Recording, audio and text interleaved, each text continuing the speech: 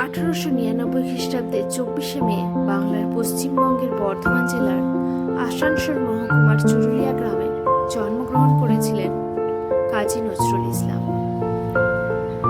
তার পিতা আমিনুল্লাহের পুত্র কাজী ফকির আহমেদের দ্বিতীয় স্ত্রী জাহেদা খাতুনের ষষ্ঠ সন্তান তিনি। বাংলা সাহিত্যের এক বিস্ময় প্রতিভার নাম কাজী নজরুল ইসলাম। অনেকে একে বিদ্রোহী কবি নামেও জানেন। তিনি কবিতা, নাটক, উপন্যাসের মতো সাহিত্য প্রত্যেকটার ক্ষেত্রেই তার অবাধ বিচরণ। তিনি নিজেই গান লিখতেন এবং সেই গানের সুর দিতেন এবং গাইতেন। সাংবাদিক হিসেবে তিনি ধরেছিলেন পেন। নানা আন্দোলন,